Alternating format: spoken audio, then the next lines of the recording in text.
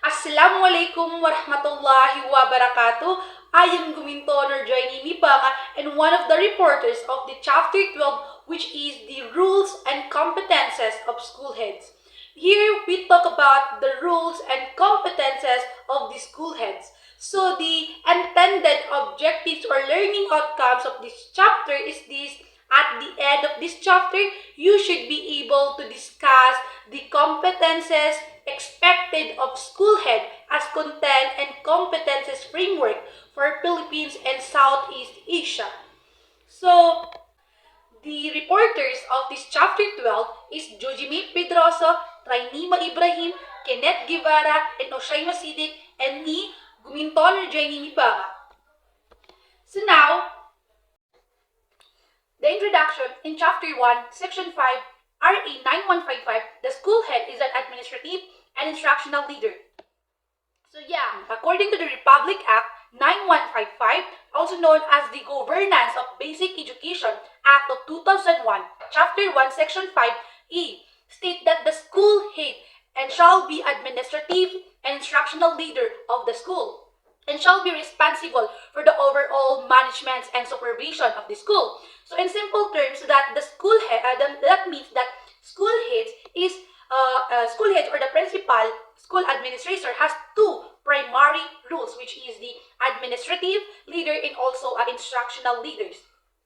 Administrative leader is the school head is responsible for the overall management of the schools.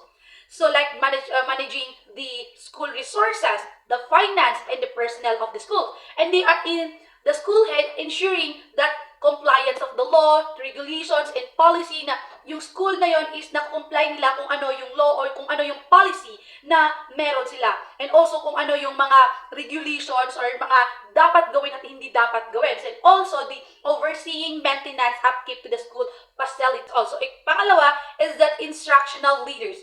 The school head is also responsible for leading and supporting the instructional programs in the school, including developing and implementing the school curriculum and instructional plan.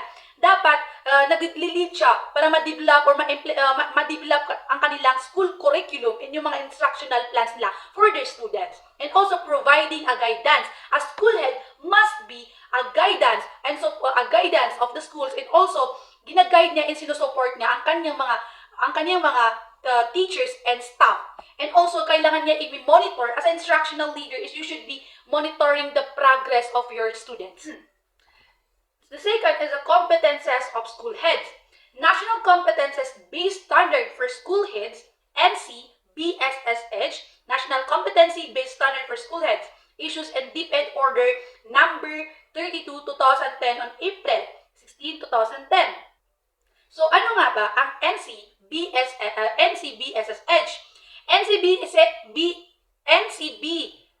NCBSSH is ito daw yung standard that outline the essential of the competences required of school heads in the Philippines. Ito naman yung standard para dun sa mga school heads natin.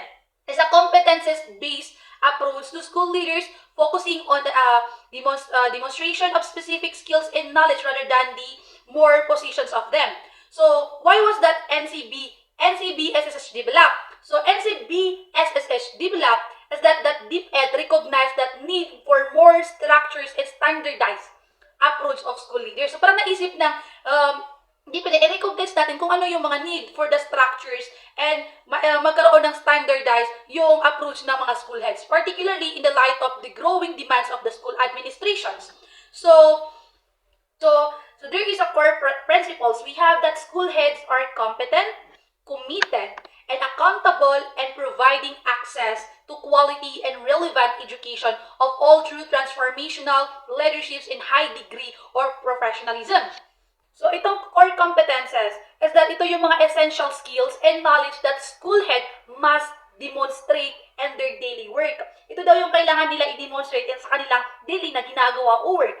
We have these 16 core competences, but we have this group 4 categories. We have this leaderships and management, instructional leaderships, student learning and development, and communications and collaboration. That is the 4 categories that the essential skills and knowledge of the school heads. Now, we will be talking about the national competency. Now, we will be talking about the national competency-based standard for school heads. We have this Domain 1 to Domain 7. So, Domain 1, we are talking about the school leaders. Competency strands, we have this developing and communicating visions, missions, goals, and objectives, database strategic planning, problem solving, building high performance, coordinating with others. So, about the developing and communicating visions and missions, goals, and objectives, the school heads need to clearly define kung ano ba yung vision ng kanilang school and also kung ano ang kanilang missions or goals and objective para ito yung magiging guide dun sa mga decisions making na gagawin nila to ensure that everyone is working one vision, one mission, and one goal. So, it helps us to create the school heads help this to create a sense of purpose and directions. Pangalawa is the database planning. Database strategic planning, yung school heads must use data to inform their decisions making and strategic planning, ensuring that they are making informed choices that benefits the schools and its students. Yung school leaders daw, you use the data na para dun sa mga decisions making and strategic plan na ano ba yung mga gagawin natin. For example, may mga problema. It's because of the data, it's because of the data, or is magkakaroon tayo ng mga planning na ganito pala yung kailangan ng ating school. So, pangalawa is a problem solving. School leader needs to be able to identify and to address a problem quickly and effectively. So, as a school heads, is you are problem solvers. So, which is you can address the problem, you can identify the problem. As a leader, you are the problem solver of the schools. If ever there is something between the teachers, is you can solve the problem of the students, and also the problems of your teachers. And also the building high performance teams, which is school head must build high performance team by fostering a cultures of collaborations, communications, and trust. As a leader, you should be magkakaroon tayo ng high-performing teams by collaborating and communicating, collaboration with your teachers, collaboration with your students, collaboration with other schools, and to communicate with them para ma-improve ang ating school. So, and also coordinating with other stakeholders. We are talking about the school leader should be coordinating work with the stakeholders, including the parents, the community leaders, the teachers, and also the students para magkaroon or mag-work yung isang community. Mag-work isang community and support during the transitions. So this helps us to create a positive and cultural of change where staff feel empowered to adopt the new circumstances and achieve success. Now, we are now in the Domain 2. Domain 2, we are talking about the instructional leaderships. So, instructional leaderships, we have this assessment of learning, developing programs or adapting existing program, implementing program for instructional improvement, leading and managing change. So, assessment for learning. School leaders need to use assessment to inform instructional improve of students' learning. This help to identify the areas where the students that need extra support and tailor instructions to meet individual needs. So, it means yung school heads is kailangan daw na gamitin yung assessment data para makita natin kung ano ba yung kailangan at dapat natin gawin as a school heads para magkaroon ito pala yung dapat nating i-improve, ito pala yung dapat nating solusyonan. So, yung pangalawa is implementing program for the instructional improvement. School leader must implement programs that are designed to improve the students' learning. At mag-implement yung school heads ng mga program. Let's say mga research program like that para ma-improve yung mga students when it comes to their learning, and this help to ensure that yung mga programs are delivered consistently, effective, and leading to the improve of the students' outcomes. And also leading and managing change. School leader must be able to lead and manage change effectively, communicating with staff, stakeholders, and about the needs. Dito naman yung school head must be a communicator. Kailangan, before mo ma-change yung isang bagay o kung gusto mo ma-change kung ano yung nakikita mong dapat solutionan, is you need to communicate with the staff, with the teachers, with the students.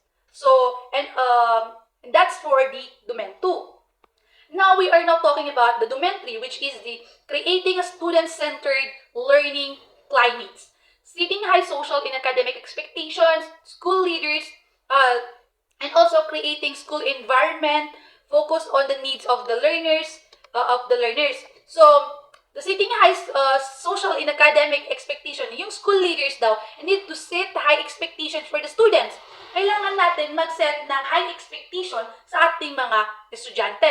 And like social and academic behavior or communicate these expectations clearly to the students, staff, and parents. Dito is it help us to create high achievements where students are motivated. When we set a high expectation to our students, is magkakaroon sila ng motivations because you believe them and you set a high expectation. When you have high expectations, gusto mo yung curriculum nyo is maganda din and you are all academic competitive. And also, creating a school environment that focuses on the needs of the learners. School leaders must create school environment that is welcoming, inclusive, tailored to meet the needs of the students and diverse learning needs, ability, and backgrounds. So, ang school head daw is kailangan daw niya mag-create ng environment that are very welcoming. When it comes to welcoming, we are welcoming in collaborations and like that. And hindi magiging maganda yung environment ng mga bata. There is no bullying or something, and it is promote multiculturalism or yung pagkakaiba in the diverse of the students, their abilities and all. And yun daw yung kailangan ng mga school heads. So now we were talking about also the Domain 4. The Domain 4 is that HR management and professional development. And this Domain 4 is we are talking also about the creating a professional learning community, recruitment and hiring, and also managing a performance and teachers and staff. We're talking about the creating a professional learning community, recruitment and hiring, managing performance of teachers, and managing performance of teachers and staff, parent involvement, external community partnerships. So here, about the Domain 4, it should be a school heads or school leaders need to create a community of teachers and staff that support continuously. That school head must be support these teachers and the teachers support the school heads to create a supporting one another. And also recruitment and hiring. The school leader must recruit the highly quality staff who can help our students. When we are hiring a high quality staff or staff or the competitive staff that it can adopt these students. And also managing performance of teachers and staff. School leaders need to manage the performance of teachers and staff. Kailangan din na manage ng school leaders yung mga ginagawa o kung ano ba yung tinuturo o ginagawa ng mga school teachers para makita natin na they are doing good or they are doing bad. And also the parental involvement, we should be school heads must be involving with the parents kung ano ba yung dapat natin maitulong sa mga estudyante by the help of the parents. And also external community partnership, which is the collaborations with other community or collaborations with the community, collaboration with other schools and stuff. And that is the Domain 4.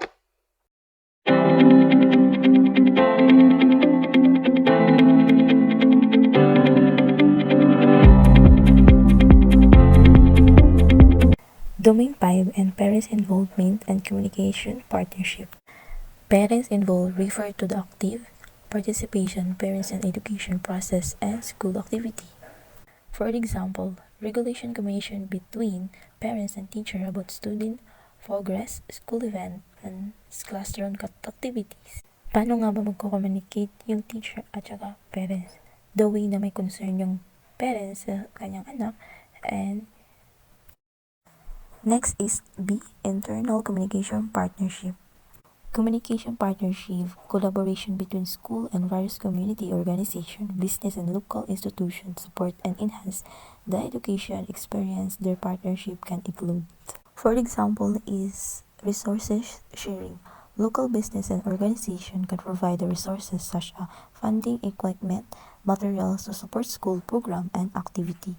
And for this example is the sharing of the resources is like a school program and activity kasi hindi naman mabubuo yung isang program kung wala tayong resources sharing. Next is Domain 6. First is managing school cooperation. To involve the overseeing that day-to-day activity ensure that all aspects of the school function effectively.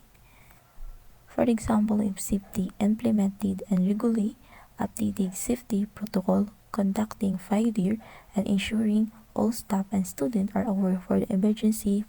For this situation, it's like COVID-19, 1 meter distant, pinatupad din nila yung protocol. Then katulad din sa school, meron tayong dalawang door na exit and entrance. Next is financial management. In the school settings, involve the planning, allocations, and oversight and financial resources. For example, is budgeting, creating a comprehensive budget that outline expected revenue and expenditure for the school year. Dito naman sa situation na ito, kung saan nagagamit yung pera or saan napupunta yung pera. For example, meron tayong event na gagawin, so babudgetin yung pera na yun upang malaman natin kung saan talaga napupunta yung mga pera sa school. And the last is use for technology in management of corporations. The use of technology is managing school cooperation involves the interacting digital tools and systems to the streamline administrative staff, improve the communication, and enhance the data management. For example, the Student Information System or SIS, utilizing software to manage student data including the attendance, grade, and personal information. Ang example naman dito is akan account. Kasi lahat ng mga information sa mga student nandun na, and mga personal information, grades, attendance, and domain 7. First is professionalism. Professionalism is a content to use technology involved utilizing digital tools and platform in manner that uphold high standard for contact and competence. For example, email encrypted using format language and professional tone in emails to collect student, parents, and ensuring time responses. Next is communication. Through a technology involved using various digital tools and facility clear, concise, and timely information enhanced among all stakeholders, including student, parents, staff, and the vendor community. Example is learning management system LMS using the platforms like Google Classroom or Moodle to share assignment and provide the feedback and communicate with students. Next is interpersonal sensitivity. In the use of technology, involvement being aware of the responsive to the emotional and social needs of others. Example is inclusive communication. Insurance that digital communications are acceptable to all, including those with disability, by using tools like screen reading and providing content in multiple format. Katulad ng situation na to. Example, merong student na may kapansanan. So, isang tools na ginagamit nila ay reading screen. Yan yung gadget or tools na ginagamit nila. And the last one is fairness, honesty, and integrity. By using technology where fairness, honesty, and integrity, ensuring that all digital practice are ethical and transparent. Example is equitable access, providing all students with access to necessary technology and resources such as laptop or Wi-Fi hotspot to ensure no one is disadvantaged. Katulad dito sa ating school, meron silang binibigay na laptop. And dito, dun din sa ating department, meron tayong free Wi-Fi. Hello everyone, I am Guevarra from Kenneth M, and for my part, I'll be discussing the domain stakeholder engagement. Domain stakeholder engagement is the systematic identification, analysis, planning, and implementation of action designed to influence the stakeholders. Now, when I say influence the stakeholders, we need to engage the stakeholders when we have an activity in our school, and as a school head, involve the stakeholders. One is promoting shared responsibilities for school improvements. Now, 1.1 is we need to build trust and lead teams, communities for school improvement. Now, school heads must understand the context of building the community to set out expectations, goals, rules, and responsibilities for the school and community in providing quality education. Now, when I say set goals, expectations, rules, and responsibilities, I am saying that we need to set standards in order to have, or in order to improve our schools. And whenever there are standards, of course, there will be quality education. And also, we need to interact with the parents and community for school initiatives. 1.2. Empower the community to work for enhancement of school performance. Now, school heads need to provide opportunities for students and stakeholders for planning and implementing school programs. Now, what are the examples to enhance the school's performance? Now, we can have an inside competition just like quiz bee, debates, spelling bees, and a lot of things that can enhance or help the students' cognitive development. And also, it can help through that competitions, it can enhance school performances in terms of academics. Managing education alliances and networks. 2.1. Communicate effectively with different stakeholders. Now, how can we communicate effectively with different stakeholders? Number one is we need to use appropriate language. Of course, if we need to talk to them, we use appropriate language because it is a sign of respect, and also the tone of our voice, because it is important to speak with them respectfully and also build a good relationship towards your stakeholders and support each other's works, because in that way we can build alliances and networks towards our stakeholders. Point 2. Facilitate school community partnership and activities. Now, to facilitate school community partnership and activities, we need to build networks for teachers, students, parents, and community to ensure the discussion objectives are met. Now, what are the examples of this? For example is we have an event for the school. Of course, we need to organize the event properly and utilize our resources so that the events or activities will go as smoothly as they should. 2.3. Promote consensus building. 2.4. Manage conflict and practice negotiation skills. Now, the 2.3 and 2.4 are just the same. Whenever there is an internal conflict between both parties, we need to resolve it in a constructive manner. And of course, we need to practice negotiation skills between both parties and must come to an agreement for a betterment of the school relationship. Number 3. Sustaining collaborative relationship with stakeholders. 3.1. Support community-based programs and projects. Now, we need to support outreach program for students or projects to have a good relationship with the community stakeholders. Communicate school performance and report to stakeholders. Now, whenever there is an achievement for our students, we must inform the stakeholders, the students, the staff, the teachers, the parents. Of course, in order for them to boost their confidence, of course, we need to recognize the things that they have done for our school. Managing school resources and systems. 1.1. Manage financial resources. Now, how do we manage financial resources? Conduct budget planning in relation to school improvement and to access and mobilize financial resources for the school. Now, examples for this is school buildings intended for classrooms and other facilities. 1.2. Manage learning environment. School heads should assist facilities in such equipment with programs to allocate funds for the establishment of schools. Another one is it can also be a requirement of classroom to have a much more safer and conducive learning environment, and also to ensure the safety of the teachers and the students. Number 5. Managing staff performance. 2.1. Manage school personnel requirements. Now, the first one is they must be aligned with the mission, vision, and goals for the school, and also select the best teachers out there and has the ability to adapt change. And also, they must be globally competent. 2.2. Support professional development of staff. Now, in order for us to support development of the staff, we need a collaborative with each other and grow professionally, and provide coaching, mentoring to the staff. 2.3. Recognize staff performance. Now, in order to have a good relationship with our stakeholders, we need to recognize the performance of the staff, and also in that way we can be able to have a good relationship or have a healthy relationship with our co-workers. 6. Managing sustainable school programs and projects. 3.1. Demonstrate program and project management skills. We need to formulate a plan of action, program, and projects to support students' learning progress. Now, how do we do this? Why not conduct creative recycling projects for students to become innovative instead of throwing out some garbage? Or why not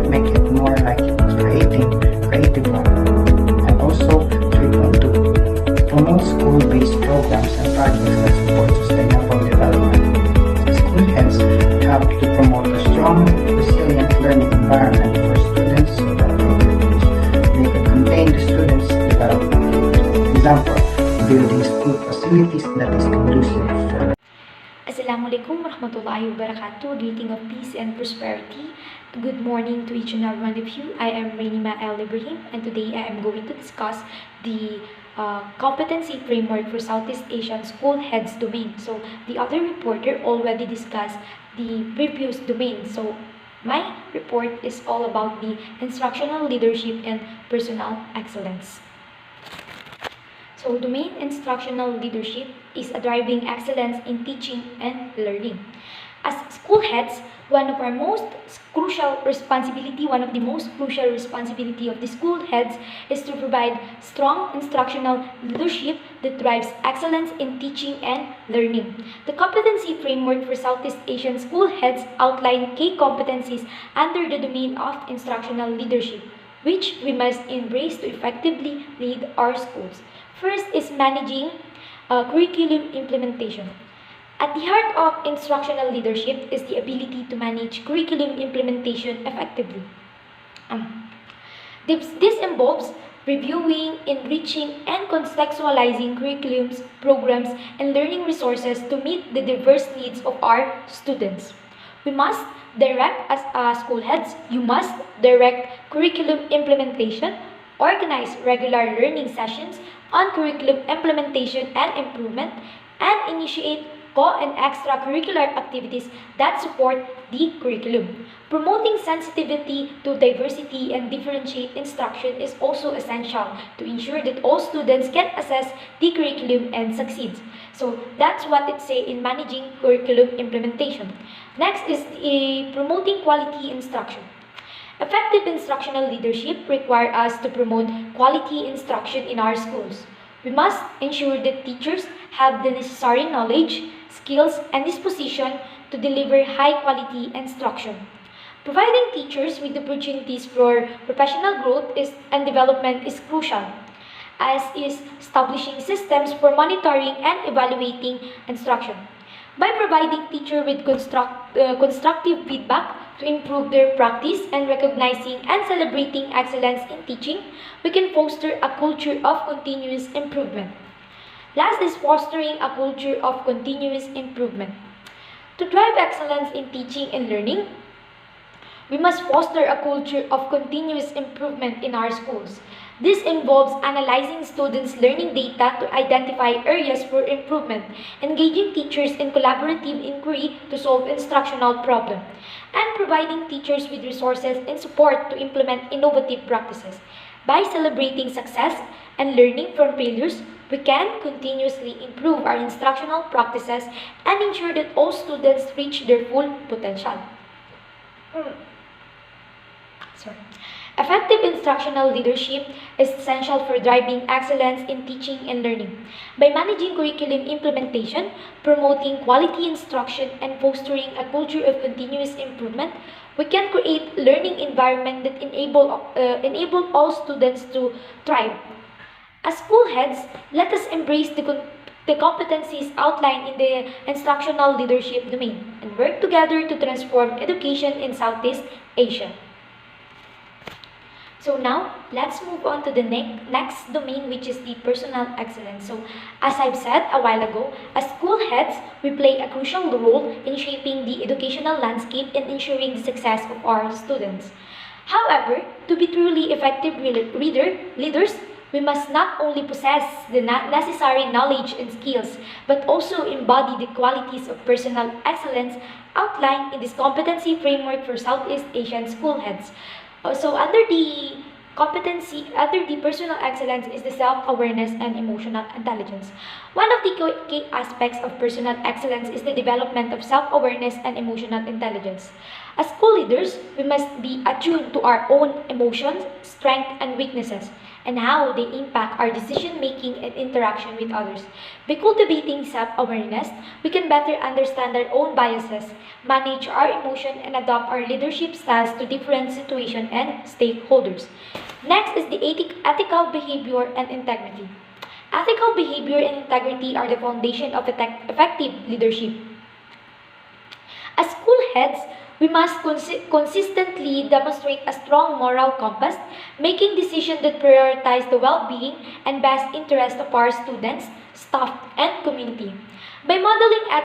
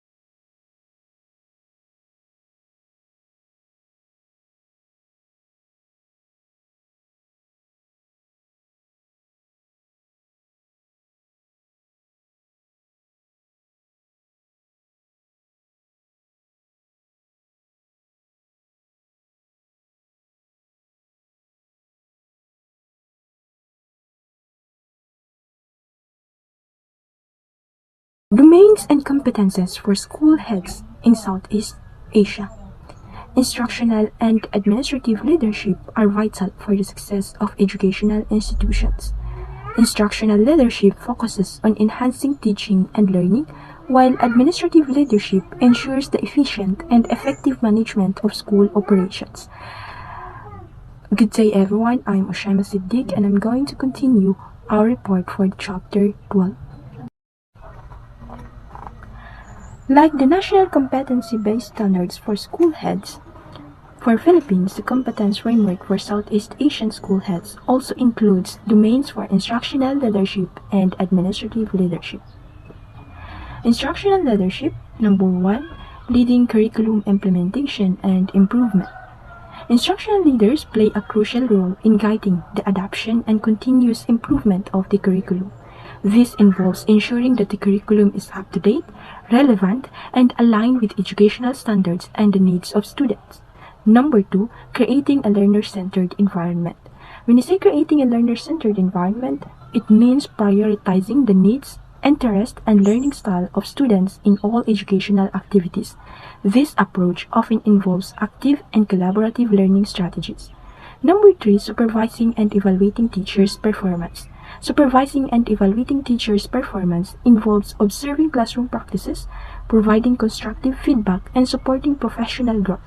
Effective instructional leaders use a variety of methods such as formal observations, peer reviews, and self-assessments to evaluate teaching. And lastly, delivering planned learning outcomes. In delivering planned learning outcomes, it means ensuring that the educational goals set forth in the curriculum are achieved effectively. This requires regular monitoring and assessment of student progress. When it comes to administrative leadership naman, we have these following domains. Number 1, strategic thinking and innovation, which is the domain number 1. So, strategic thinking and innovation involve setting a clear vision for the future and fostering an environment where new ideas can flourish. Leaders need to anticipate future trends and challenges and develop innovative solutions. Number two, stakeholders engagement, the domain 4. Engaging stakeholders means involving parents, community members, and other partners in the educational process. Effective engagement builds trust and collaboration among the stakeholders. Number 3, managerial leadership, the domain 5. Managerial leadership focuses on the efficient and effective management of school resources and operations. This includes budgeting, staffing, and maintaining school facilities. Number 4, personal excellence